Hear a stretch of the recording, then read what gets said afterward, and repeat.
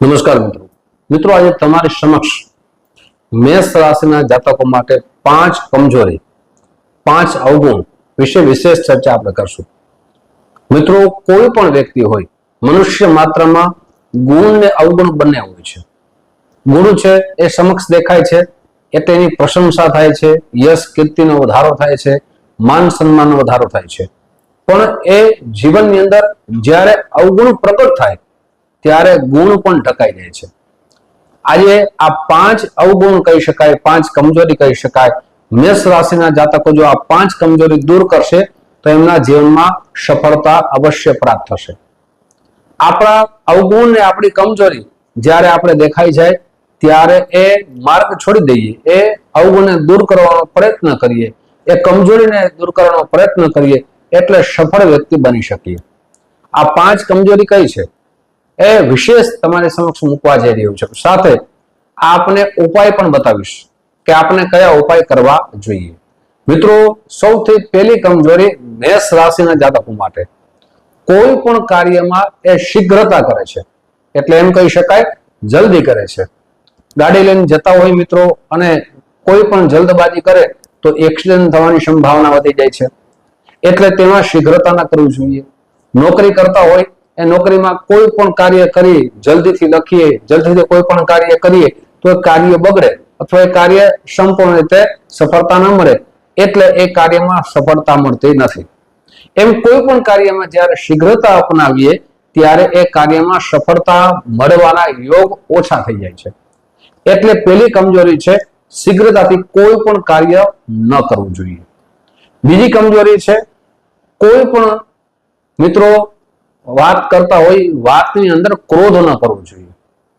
ક્રોધ કરીએ તો સામેવાળા વ્યક્તિને આપણે એ સ્વભાવ ગમતો નથી।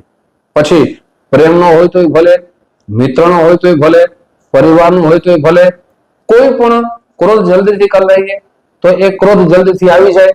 ક્રોધમાં ન બોલવાનું બોલાઈ જાય, શબ્દો જે ન બોલવા જોઈએ એ બોલાઈ જાય, એટલે ઘણી બધા નુકસાન થાય છે। એક તો મિત્ર સાથે આપણે ક્રોધ જલ્દીથી કરી દઈએ તો મિત્રતા બગડે છે, પરિવારમાં ક્રોધ જલ્દીથી કરી દઈએ તો પરિવારમાં સંબંધો બગડે છે, સાથે પ્રેમ જેની સાથે કરતા હોય ત્યાં ક્રોધ કરી દઈએ તો પ્રેમના સંબંધો પણ બગડે છે। આ બીજી કમજોરી છે। આ ક્રોધને પણ કંટ્રોલ રાખવો જોઈએ, ક્રોધ આવવા ન દેવો જોઈએ। કોઈ વ્યક્તિ એવો નથી જેને ક્રોધ ન જ આવે, પણ જેટલો ક્રોધ કંટ્રોલ કરશો એટલો આપણા જીવન માટે ખૂબ જ લાભકારી બની શકે છે। ત્રીજી મિત્રો કમજોરી છે મેષ રાશિના જાતકો માટે પોતે અભિમાન કરે છે।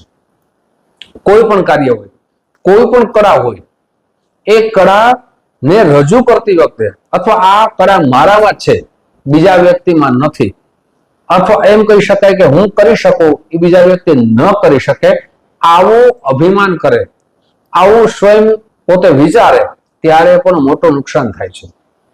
મિત્રો જીવનની અંદર હર હંમેશા એવું માનીને ચાલીએ કે હું જે કાર્ય કરી શકું છું એ ઘણા બધા વ્યક્તિઓ કાર્ય કરી શકે છે અને એમાં સરળતા આવી જાય, સહજતા આવી જાય તો હર હંમેશા આપણી પ્રશંસા વધે છે, આપણા જીવનની અંદર હર હંમેશા યશ કીર્તિનો વધારો થાય છે। જેનામાં સરળતા છે, ઘણી વખત આપણે એમ કહીએ છીએ કે આ વ્યક્તિ જે સરળતા અપનાવે છે એ બધા સાથે ભળી જાય છે, અને જે સરળતા રાખે છે બધા સાથે ભળી જાય એટલે બધાને ગમે છે।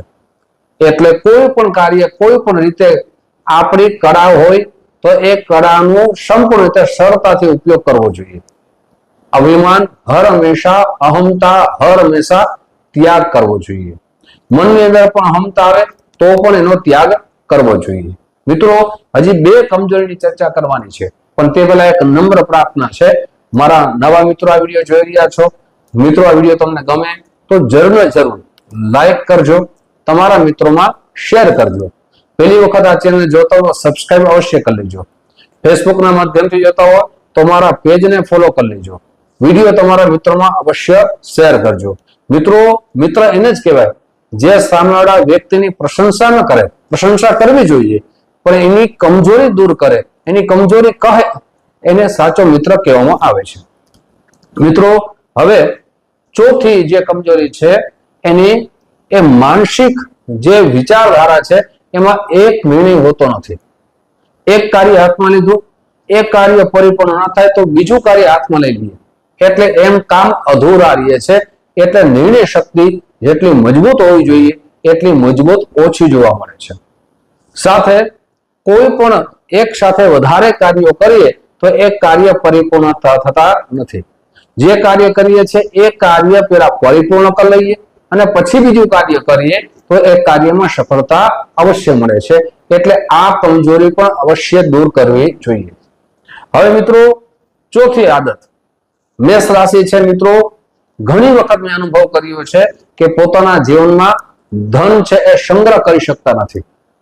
એક ગુણ પણ કહી શકાય. ઘણી વખત પૈસા હોય તો ઉદાર મનથી વાપરે, ઉદાર દિલથી વાપરે, એટલે પૈસાનો સંગ્રહ કરી શકતા નથી. પૈસા પણ ટકાવવા જોઈએ. એટલે સાથે સાથે જીવનની અંદર ક્યારેક લોભ પણ કરવો જોઈએ અને લોભથી પૈસા પણ બચે છે, પણ એવો લોભ ન કરવો જેનાથી સંબંધો તૂટી જાય. મિત્રો, આ પાંચમી કમજોરી એ પણ અવશ્ય દૂર કરવી જોઈએ. હવે ઉપાય બતાવું છું. પ્રતિ દિવસ હનુમાન ચાલીસાનો પાઠ કરવો, સાથે ગાયત્રી મંત્રની દીક્ષિત હોવું તો 2 માળા અવશ્ય કરવી. સાથે કોઈ પણ કાર્ય કરીએ એ કાર્યમાં માતા પિતા વડીલોની સલાહ લઈ અને આગળ વધવું જોઈએ. સાથે મંગળવારના દિવસે યથાશક્તિ લાલ રંગની વસ્તુનું દાન કરવું જોઈએ. તમારી જન્મકુંડળી બતાવી ગુરુ રત્ન એટલે પોખરાજ પંચાંગ કર્મ કરી અને ધારણ કરવું જોઈએ. મિત્રો, આવી દરેક રાશિની કમજોરી સાથે દરેક વિશેષ માહિતી તમારી સમક્ષ મૂકતો રહીશ. આપ જે પ્રેમ આપો છો એ પ્રેમ બદલ આપ સૌનો હૃદયથી ખૂબ ખૂબ આભાર વ્યક્ત કરો છો.